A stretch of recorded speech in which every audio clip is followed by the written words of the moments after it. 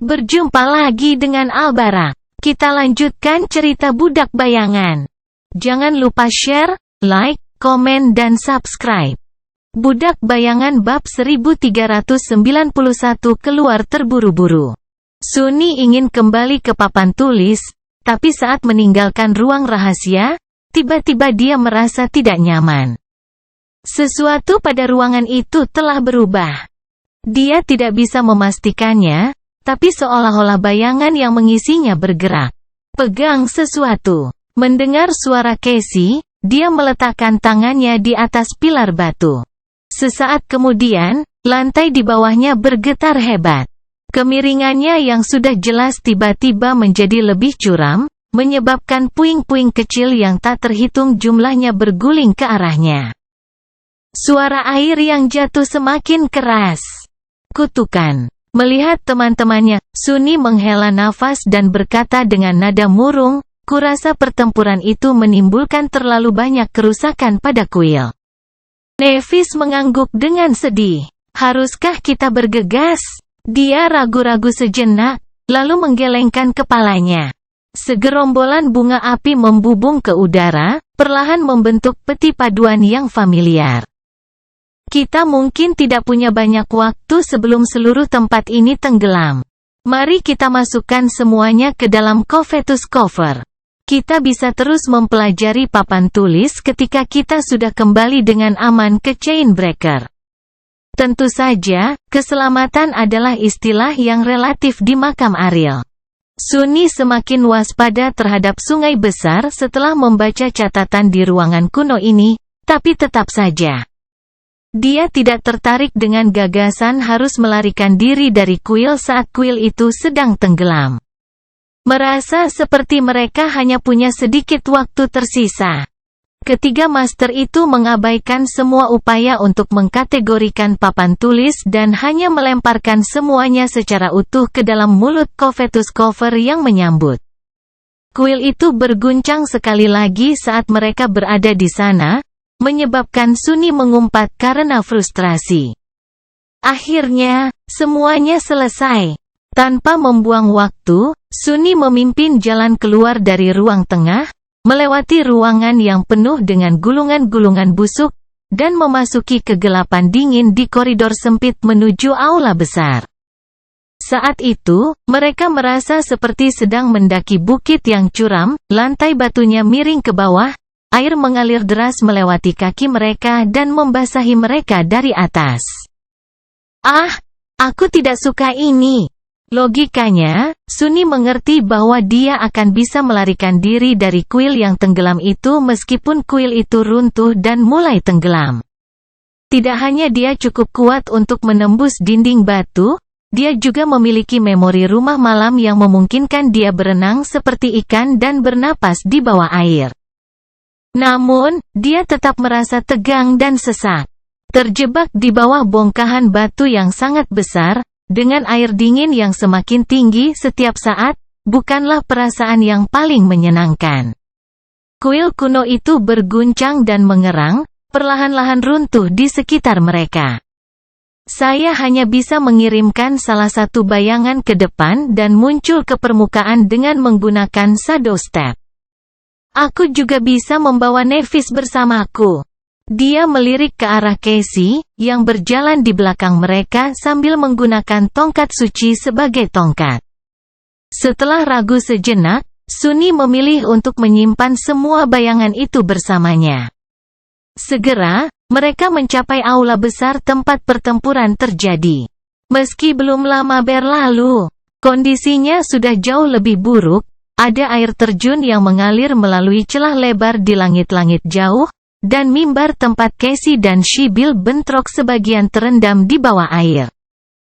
Bayangannya, yang dia tinggalkan di sana untuk berjaga, diam-diam memperhatikan naiknya air. Mimpi buruk, ayo. Dalam sekejap mata, kuda jantan hitam itu sudah berada di sisinya. Sunni terdiam beberapa saat, lalu berbalik dan meraih pinggang kurus Casey. "Permisi." Dengan mudah mengangkat gadis lembut itu, dia menempatkannya di punggung lebar penghancur kegelapan dan memberikan perintah diam kepada Nikmah untuk mencapai permukaan sesegera mungkin. Sebaiknya kamu berpegangan erat-erat. Casey tetap tidak bergerak selama sepersekian detik, lalu tiba-tiba memucat dan memegang erat surai kuda mengerikan itu. Dia membuka mulutnya untuk mengatakan sesuatu, tapi sesaat kemudian, keduanya hilang ditiup angin. Yang bisa terdengar hanyalah suara derap kaki kuda yang keras di atas batu di kejauhan, dan jeritan singkat. Sekarang, kalau begitu, tidak peduli seberapa cepat Sunni dan bayangannya, Nikmah jauh lebih cepat. Dan karena salah satu bayangan itu menemani kuda jantan hitam itu, ketiganya, bayangan, dan peramal buta, mencapai permukaan jauh lebih cepat daripada Sunni. Pada saat dia dan Nevis mencapai tepi mimbar, dia sudah bisa melihat sinar matahari sekilas membutakan keduanya. Kobaran api merah di langit senja. Tepat pada saat itu, kuil itu berguncang karena gempa dahsyat lainnya. Sambil menggenggam tangan Nev, Sunni menariknya ke dalam pelukan bayangan yang gelap. Sesaat kemudian, mereka menginjak tanah pucat di taman yang terbakar, sinar matahari yang terang membutakan keduanya. Ketika Sunni mendapatkan kembali penglihatannya, hal pertama yang dilihatnya adalah Casey berlutut di tanah di depan Nikmah, wajahnya berwarna kehijauan yang tidak sehat. Mengambil napas dalam-dalam beberapa kali, gadis buta itu mengangkat tangannya yang gemetar dan menudingnya dengan jari yang menuduh. Kak, peringatkan aku lain kali. Sialan. Dia menyeringai. Apa gunanya? Bukankah kamu sudah tahu apa yang akan aku lakukan? Sunni buru-buru membantunya berdiri, menghindari ujung cahaya penuntun dalam prosesnya. Perhatikan di mana kamu mengarahkan benda ini, bagaimanapun juga, tidak ada waktu untuk berlama-lama. Kita mungkin telah melarikan diri dari kuil, tapi seluruh pulau ini akan segera hancur. Jadi, cepat lari. Pada saat itu, Nevis memberinya tatapan muram dan berkata, suaranya datar, aku akan bergegas dan lari. Segera setelah kamu melepaskan tanganku. Dia diam sejenak, lalu menambahkan dengan datar, atau kamu ingin aku menggendongmu? Sunni membeku, lalu menurunkan pandangannya dan menyadari bahwa dia memang masih memegang tangan Nev. Dia mengerjap beberapa kali, lalu mendongak dan memberinya senyuman. Sebenarnya, iya, aku tidak keberatan digendong. Dengan itu, Sunni melepaskannya dan berlari menuju pantai kapal pulau. Segera, siluet anggun dari Chainbreaker muncul di depan mereka. Dia merasa sangat senang melihat kapal kuno itu, dan melompat ke deknya tanpa membuang waktu sedetik pun. Saat dia melakukannya, pulau yang tenggelam itu bergema dengan suara retakan yang memekakkan telinga, dan terbelah. Budak Bayangan bab 1392 kehancuran. Setelah pulau itu pecah, tidak butuh waktu lama hingga puing-puingnya menghilang ke kedalaman sungai besar. Sunni, Nevis dan Casey berdiri di dek Chainbreaker, mengamati kematian bagian Valen Grace yang hilang ini dalam keheningan yang suram. Air yang mengalir mendidih dan mendidih, berubah menjadi buih putih. Sisa-sisa taman yang gelap dan pucat terseret arus dan ditelan kedalaman. Namun, dalam waktu yang terasa terlalu singkat, permukaan sungai menjadi tenang dan jernih sekali lagi, tanpa ada tanda-tanda kapal pulau besar yang terlihat. Sunni menghela nafas pelan. Penghancuran pulau buatan merupakan pemandangan yang terlalu menyedihkan. Itu seperti metafora kesia-siaan keberadaan manusia. Tak terhitung banyaknya manusia sungai yang telah bekerja keras untuk menciptakan dan memeliharanya, dan bahkan lebih banyak lagi yang menghabiskan hidup mereka berjalan di atas tanah tersebut. Namun kini, ia telah hilang, tertelan oleh unsur-unsur hanya dalam hitungan menit. Dengan setiap jejaknya terhapus dari keberadaan, WAV akan terhapus dengan cara yang sama tidak lama lagi. Kota-kota Sibyl telah menghilang. Hanya Valen Grace yang tersisa, nasibnya sudah ditentukan. Makam Ariel pernah menjadi rumah bagi peradaban yang berkembang. Tapi sekarang, itu hanyalah mimpi buruk. Sunni menggeleng, tiba-tiba muram. Akankah kota-kota di dunia nyata suatu hari nanti juga akan hilang? Dia bahkan tidak pernah mengetahui bahwa ada dunia di luar NKSC yang tak ada habisnya. Sulit membayangkan bahwa tempat yang begitu padat penduduknya dan tidak terbatas akan lenyap. Tapi sekali lagi, dunia nyata sudah menjadi dunia reruntuhan. Banyak kota berkembang telah terhapus dari petanya, bahkan sebagian besar kota tersebut. Seluruh benua menjadi sunyi, tanpa kehidupan, dan tidak berpenghuni. Dia bahkan menyaksikan sendiri kepunahan salah satu benua kosong ini. Suasana hatiku sedang kacau hari ini. Apa yang membuat Anda merasa sedih? Pulau itu tidak pernah menjadi sarang makhluk keji yang berbahaya. Mereka datang ke pantainya, membunuh makhluk keji itu, dan melarikan diri dengan membawa jarahan yang berharga. Casey bahkan menerima tongkat cantik sebagai bonus. Jika ada, dia seharusnya merasa sangat senang. Namun, Sunni merasa sangat lelah dan pegal di sekujur tubuhnya. Pertarungan melawan tenggelam berlangsung singkat, namun sangat intens.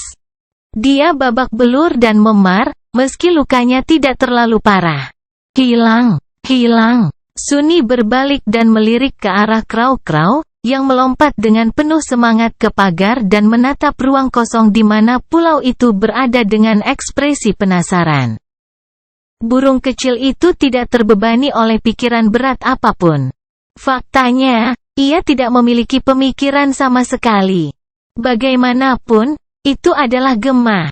Namun, sekarang setelah pulau itu hancur, Eko punya pekerjaan yang harus dilakukan. Saat dia memperhatikan, Casey mendekati burung hitam itu dan dengan lembut membawanya ke tangannya. Mengatakan sesuatu, gadis buta itu membuka telapak tangannya dan membiarkan burung gagak itu terbang. Hal terakhir yang mereka dengar sebelum Jets Echo menghilang di kejauhan adalah suara geraman, terjebak. Terjebak. Crow-Crow memiliki misi sederhana, memberitahu penduduk Valen Grace tentang kematian Sibyl yang tercemar, dan kemudian menemukan jalan kembali ke kapal.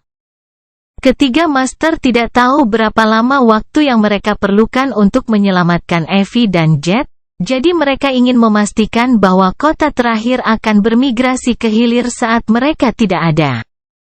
Mudah-mudahan, saat mereka kembali, kondisi Riverbone yang lemah akan jauh lebih baik. Kalau begitu, sudah selesai. Sunni melirik tongkat kayu di tangan Casey, lalu ke layar Chainbreaker. Dia ragu-ragu sejenak, lalu bertanya dengan lelah, haruskah kita berlayar? Setelah hening beberapa saat, Nevis menggelengkan kepalanya. Malam sudah dekat, dan kami semua lelah. Aku lebih suka hanyut mengikuti arus sampai besok. Istirahat sebentar tidak akan merugikan kami. Sunni senang mendengarnya. Segera, mereka berkumpul di dek mes di buritan kapal. Semua kompartemennya telah dibersihkan dari puing-puing dan diperbaiki oleh penghuni Valen Grace, tapi ketiga master tidak sering mengunjungi mereka, karena memang tidak diperlukan. Mereka kebanyakan menghabiskan waktunya di dek atas, di tempat tinggal mereka, atau di dek mes dekat dapur. Ada makanan yang baru disiapkan di atas meja, mengeluarkan aroma masakan Nev yang familiar dan lezat. Peti Covetus berdiri dengan tutupnya terbuka, giginya berkilauan di bawah cahaya hangat lentera. Sunni sedang menimang secangkir teh di tangannya, melirik beberapa papan tulis yang diletakkan di depannya. Sejujurnya, dia sedang tidak berminat mempelajari misteri mereka. Dia hanya ingin mengisi perutnya dan istirahat. Sambil menghela nafas, dia mendorong papan tulis itu menjauh dan mendekatkan piringnya. Menelan suapan pertama bubur daging yang harum, Sunni memejamkan mata kegirangan. Nevis juga sibuk makan. Namun, Casey sepertinya sudah melupakannya, dia malah bermain dengan mainan barunya yang mengilap. Pecahan jiwa di ujung tongkat suci memancarkan cahaya, intensitasnya berubah dari waktu ke waktu.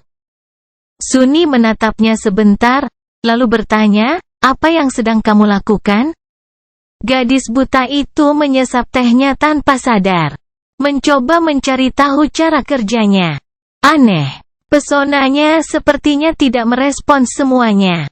Itu menunjuk padamu, Nevis, Evie, dan Kai. Tapi bukan Jet atau orang itu, Mordred. Atau Valen Grace, untuk itu penting. Namun, ia merespons bunga angin. Sunny mengangkat alisnya, lalu mengalihkan persepsinya dan menatap ke bawah permukaan cahaya penuntun. Seperti dugaannya, tidak ada tenunan di sana. Tidak ada rune juga, hanya bidang cahaya yang menyilaukan. Dia pernah melihat hal serupa ketika melihat pisau yang diciptakan oleh Dewa Matahari. Di dalam masing-masing, tidak ada apa-apa selain lautan sesuatu yang bersinar, mungkin esensi jiwa, dan satu-satunya rangkaian takdir, terikat pada dirinya sendiri dan berputar tanpa henti. Begitulah sihir para dewa, sepenuhnya tidak masuk akal dan tidak memiliki logika apapun yang bisa dia pahami. Perulangan tanpa henti. Pikirannya yang lelah terjebak pada kata-kata ini, tapi perhatiannya saat itu teralihkan oleh suara aneh Nev yang teredam, menemukannya. Sambil terbangun dari lamunannya, Sunny berbalik dan memandangnya. Nevis memegang sendok di mulutnya, memegang salah satu papan tulis yang telah dia singkirkan. Sambil terbangun dari lamunannya, Sunny berbalik dan menatapnya. Nevis memegang sendok di mulutnya, memegang salah satu papan tulis yang dia singkirkan dengan kedua tangannya. Sunny agak terhibur dengan pemandangan itu.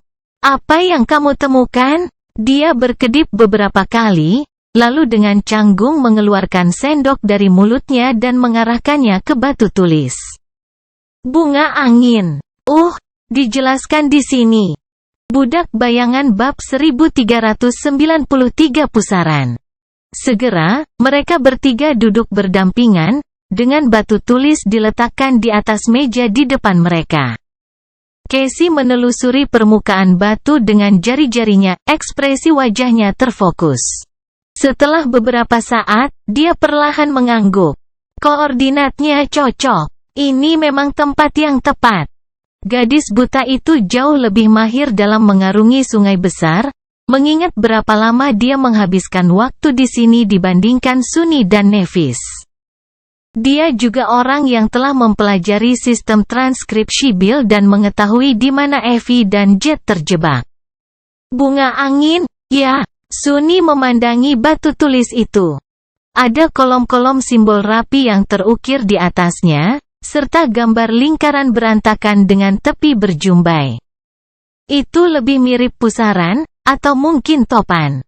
Setelah mempelajarinya beberapa saat, dia mengulurkan tangan dan membalik batu tulis itu.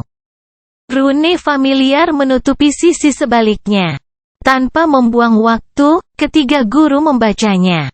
Tak lama kemudian, ekspresi Sunny menjadi gelap. Arus sungai berkelok-kelok dan berbahaya di dekat bunga angin.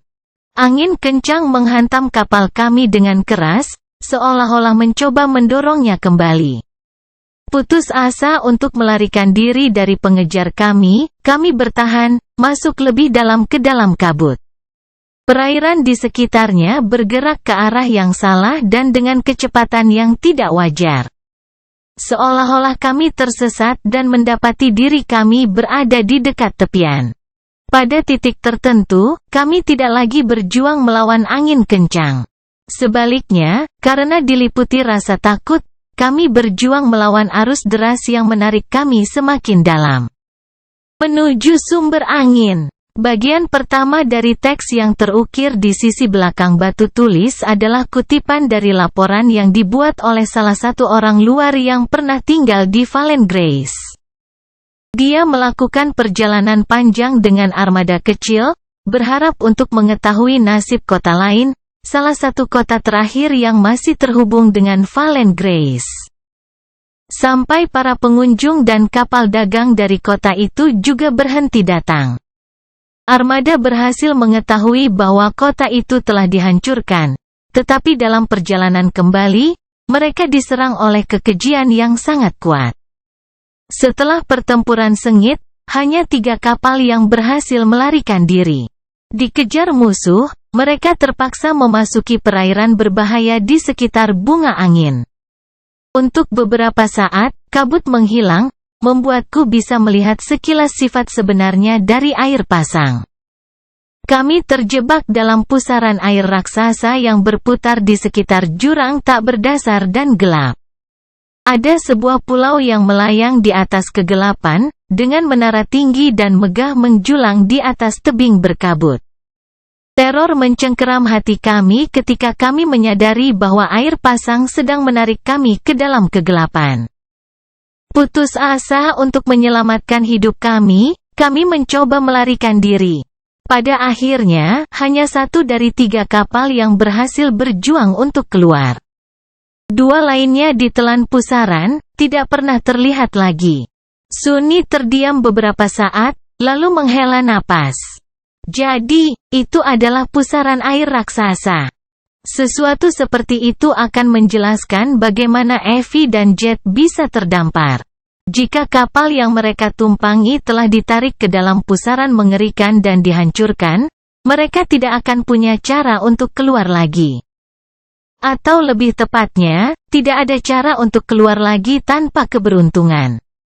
Tampaknya mereka telah mencapai pulau terbang di tengahnya alih-alih dihancurkan di kedalaman. Fakta bahwa kru-kru ada untuk menyampaikan pesan membuktikan hal itu. Casey diam-diam menggelengkan kepalanya. Bukan hanya pusaran air raksasa. Jangan lupa bahwa sungai besar adalah sungai waktu. Anomali apapun pada arusnya bukanlah hal yang biasa. Pasti ada sesuatu yang aneh yang terjadi di Windflower juga. Nevis mengangguk. Tapi apa?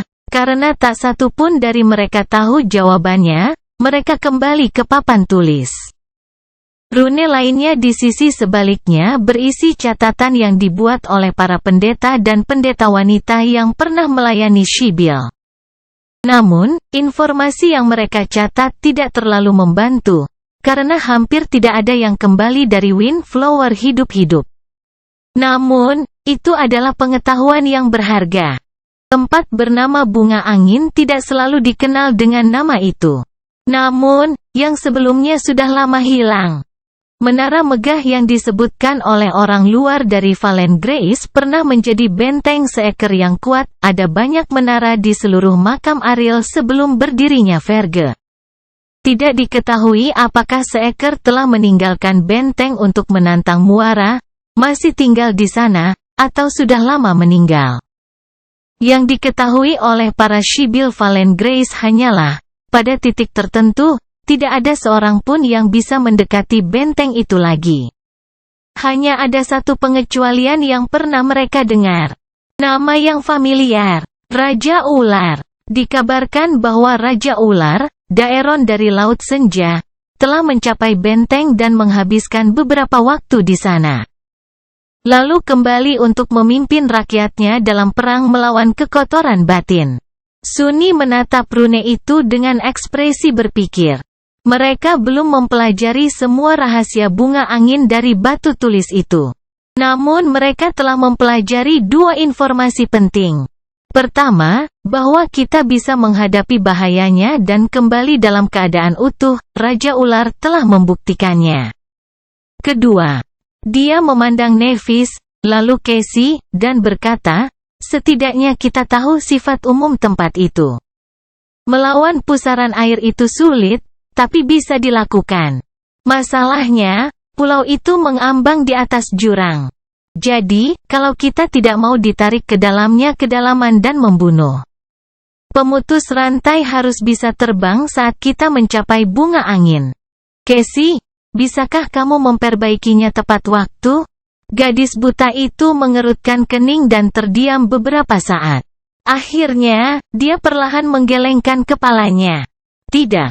Tidak ada cukup waktu, juga tidak ada cukup sumber daya untuk memulihkan sepenuhnya pesona kapal saat itu.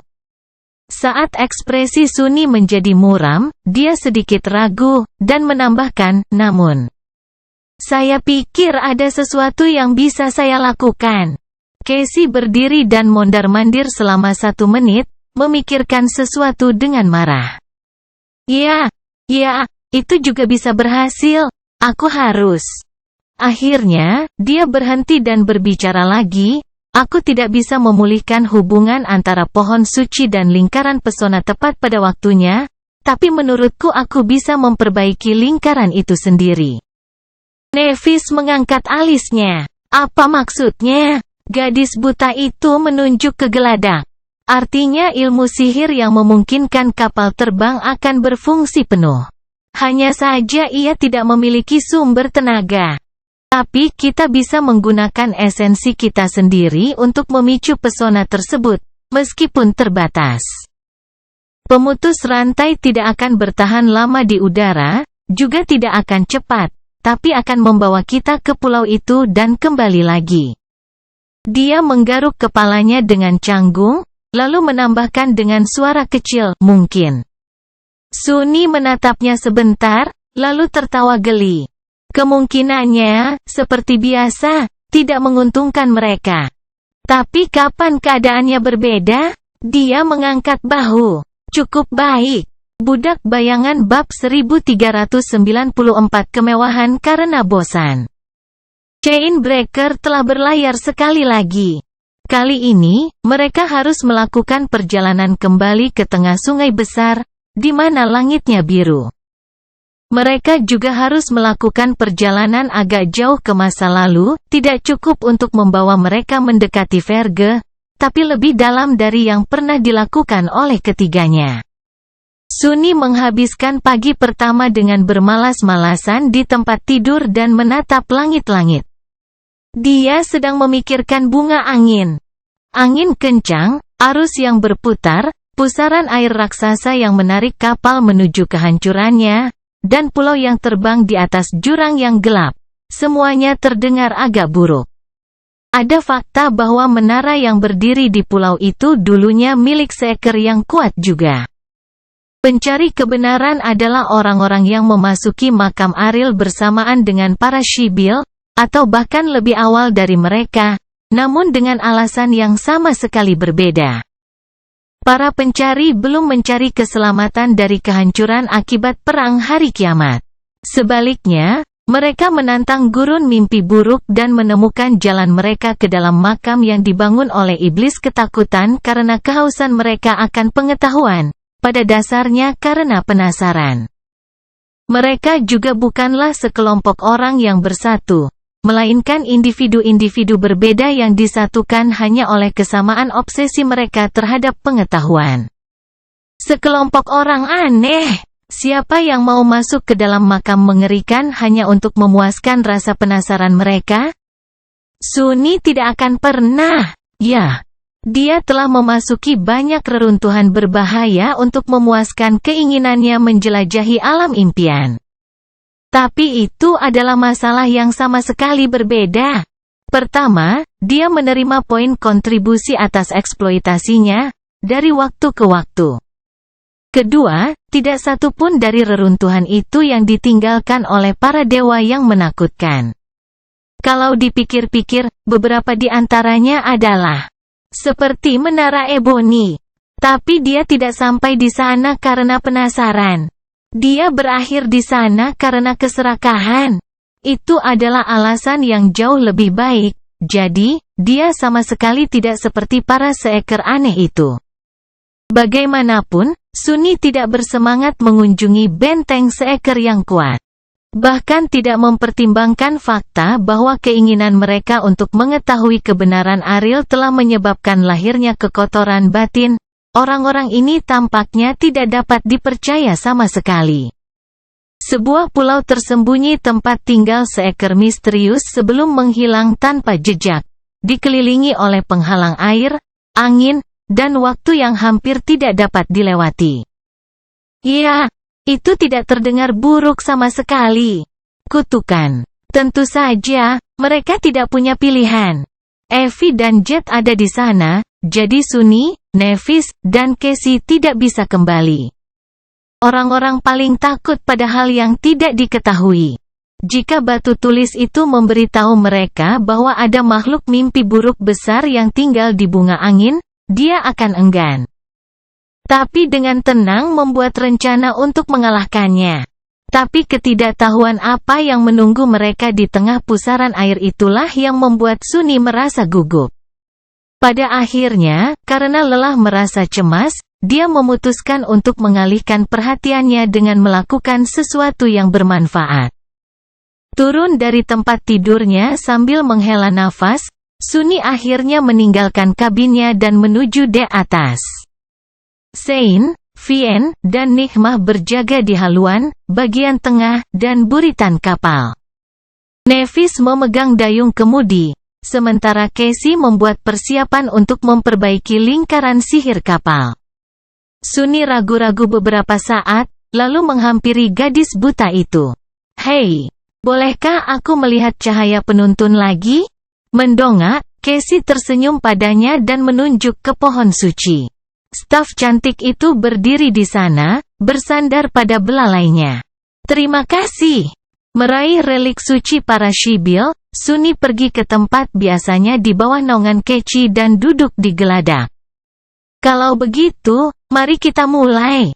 Dia menghabiskan beberapa waktu untuk menenun pesona dasar di sekitar pecahan jiwa transenden.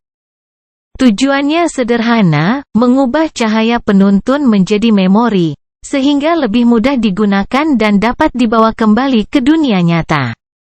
Namun, setelah berjam-jam bekerja dengan fokus, Sunny hanya menatap tongkat kayu itu dengan ekspresi datar. Matanya sedikit bergerak-gerak. Brengsek, itu semua sia-sia.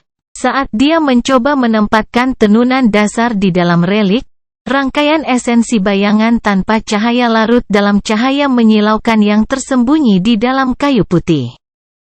Seolah-olah mereka terbakar hanya dengan menyentuh sihir ilahi. Semua itu berhasil, tanpa hasil apapun. Mengucapkan kutukan pelan, dia berdiri dan meletakkan kembali cahaya penuntun di bawah pohon suci. Agak kecewa, Sunny beralih dengan Nevis di kemudi. Dia membimbing kapal saat dia berlatih dengan pedangnya, menari bersamanya saat 7 matahari perlahan melintasi langit merah. Dia sangat menikmati pemandangan itu. Belakangan, Sunny menghabiskan beberapa waktu menatap estuariki, sama sekali tidak mendekati pemecahan banyak kenangannya. Dia makan bersama Nevis dan Casey. Dia menciptakan lebih banyak string esensi untuk menggantikan string yang telah dihancurkan. Dan melatih ilmu pedangnya sendiri, secara mental menjalani pertarungan dengan sang tenggelam dan memikirkan apa yang bisa dia lakukan dengan lebih baik. Setelah semua itu, Sunny harus mengakui pada dirinya sendiri bahwa dia bosan. Perasaan yang agak aneh dan mewah. Sunny sangat jarang mendapat kesempatan untuk merasa bosan. Biasanya, selalu ada sesuatu yang mendesak untuk dia lakukan, pelajari, atau hindari. Hal seperti itu terjadi di pinggiran kota, dan tidak berubah sama sekali setelah kebangkitan. Namun di sini, di mimpi buruk ketiga, saat-saat singkat dari bahaya yang intens dan tidak masuk akal dipisahkan oleh ketenangan yang panjang. Tentu saja, dia tahu bahwa ketenangan itu tidak akan bertahan lama. Mereka membutuhkan waktu untuk mencapai bunga angin, tapi mereka pasti harus berjuang untuk hidup mereka berkali-kali dalam perjalanan.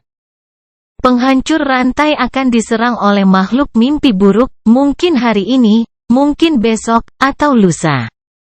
Akan ada juga anomali berbahaya yang menunggu mereka di bawah ombak. Mungkin beberapa di antaranya digambarkan pada lempengan batu. Pangeran gila bisa mengunjunginya dalam mimpinya kapan saja. Kemunculan tulah-tulah lainnya juga tidak mustahil. Namun untuk saat ini, setidaknya, tampaknya ada perdamaian. Jadi, Sunny memutuskan untuk memberikan dirinya libur sekali saja, dan menikmati kedamaian itu selagi masih ada. Berjalan kembali ke buritan kapal, dia memanggil perabot tertentu dan meletakkannya beberapa meter dari Nevis. Duduk di kursi mewahnya, dia memanggil seruling zamrud dan membawanya ke bibirnya. Nevis memandangnya dengan bingung. "Apa yang kamu lakukan?" Mencoba membangkitkan orang mati, tapi tidak ada mayat di kapal." Sunni mengerjap beberapa kali.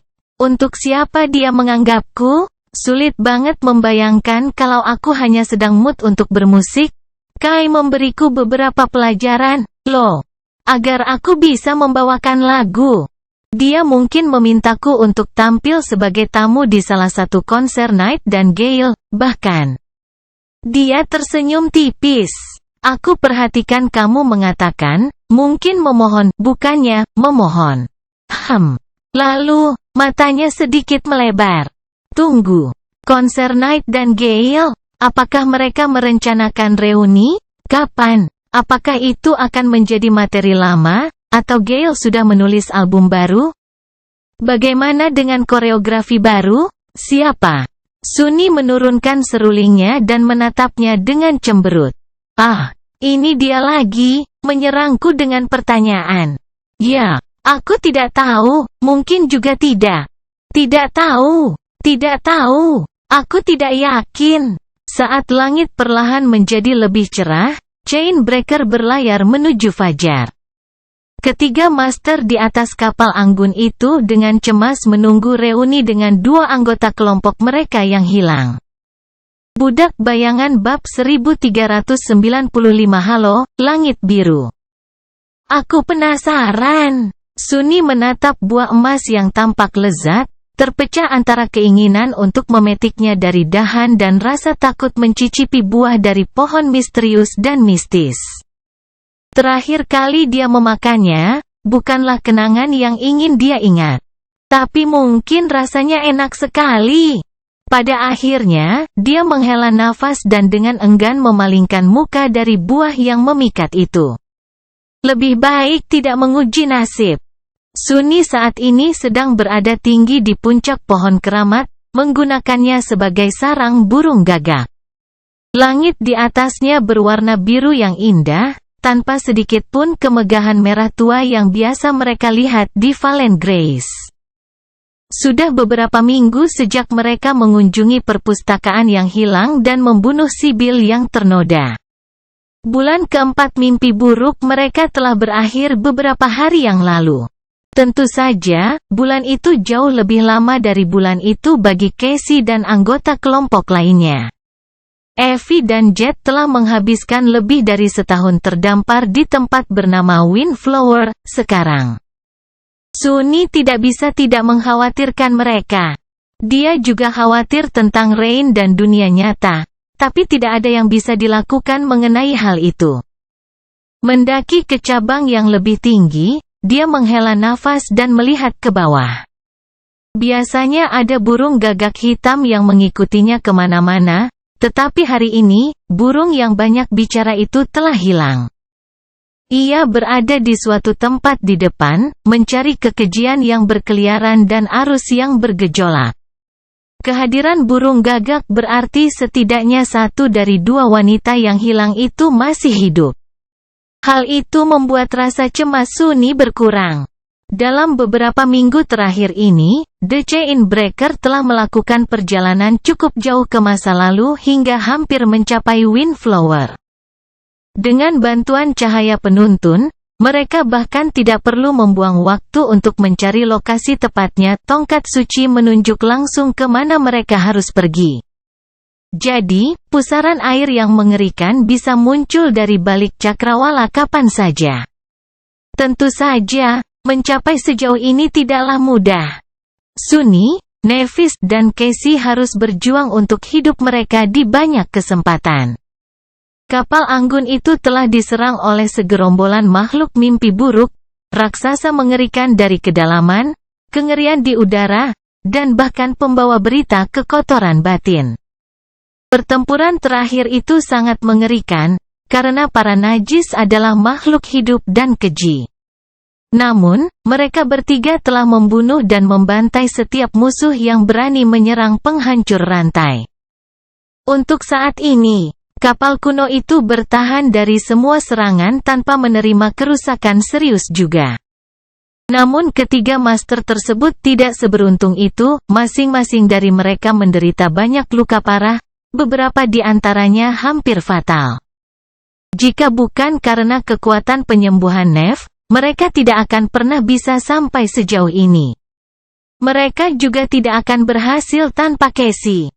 Sunni telah diingatkan sekali lagi bahwa bepergian dengan seorang peramal adalah sebuah anugerah yang tak ternilai harganya. Berkat gadis buta itulah mereka berhasil menghindari bahaya sebenarnya dari sungai besar, arus yang memutar dan penyimpangan yang mematikan di mana waktu sendiri akan membunuh mereka dalam sekejap mata. Mereka juga akan binasa tanpa Sunni dan bayangannya. Mimpi buruk ketiga bukanlah tempat di mana seseorang dapat bertahan hidup tanpa kekuatan tempur yang ekstrim, dan saat ini, ia memiliki sebagian besar dari ketiganya. Apakah aku tidak hebat? Sunni tersenyum masam, lalu bergidik dan diam-diam melihat sekeliling, memeriksa apakah dosa penghiburan sudah dekat. Hantu pedang tidak akan melewatkan kesempatan untuk menebasnya dengan komentar sinis sebagai tanggapan terhadap pemikiran seperti itu, tapi untungnya penampakan itu tidak menganggap perlu untuk memanjat pohon suci bersamanya. Faktanya, dosa penghiburan sepertinya tidak suka berada terlalu dekat dengan pohon dari hutan Dewa Hati, karena suatu alasan. Sunni sering menggunakan fakta itu untuk mendapatkan penangguhan hukuman. Dia menghela nafas. Perjalanan menuju bunga angin tidaklah mudah, tapi setidaknya mereka semua mendapatkan sesuatu darinya. Nevis selangkah lebih dekat untuk menjadi Titan. Dan mengenakan kemeja chainmail di atas tunik putihnya, sama seperti mantel Anangke, memori baru dapat dikenakan bersama dengan baju besi lain, meskipun karena pesonanya yang unik dan bukan jenisnya. Dengan cara yang aneh bagi seorang Awaken, dia juga membawa pedangnya dalam sarung yang digantung di ikat pinggangnya. Sarungnya adalah memori lain, yang mampu meningkatkan senjata yang tersimpan di dalamnya untuk jangka waktu yang cukup. Casey, sementara itu, kembali mengenakan gaun peplos merah cantiknya. Namun sekarang, ada dua gelang di tangannya, bukan belenggu emas, yang satu adalah jimat pelindung memori, yang lain seharusnya meningkatkan kekuatan serangannya. Dia masih membawa penari tenang dalam sarungnya, yang ini biasa saja, tidak terpesona, tetapi kebanyakan menggunakan cahaya penuntun dalam pertempuran. Meskipun tongkat putih itu bukanlah sebuah memori, tongkat itu berfungsi dengan baik dalam melemahkan musuh-musuhnya dan menghancurkan mereka hingga menjadi bubur.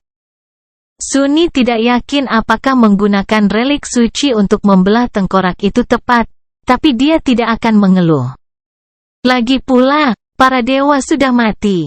Adapun dirinya sendiri, Sunni telah mendapatkan 500 pecahan bayangan lagi dalam perjalanan menuju bunga angin. Membuatnya hampir mendapatkan 2.500, setengah dari jumlah yang dia perlukan untuk menjadi seorang teror. Sayangnya, keberuntungannya dengan memori sangat buruk. Dia telah menerima beberapa, tetapi tidak satu pun yang cukup baik untuk menambah persenjataan jiwanya.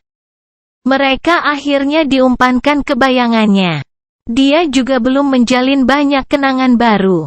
Faktanya, Sunni tidak banyak menenun dalam beberapa minggu terakhir ini, bukan karena tidak ada waktu, melainkan karena dia sedang tertarik pada hal lain. Sesuatu itu memberinya banyak masalah, sampai-sampai dia sering merasa sedih dan terpana. Namun Sunni tetap mempertahankan minat barunya ini. Cerita bersambung. Jangan lupa share, like, komen dan subscribe, agar tidak ketinggalan cerita selanjutnya.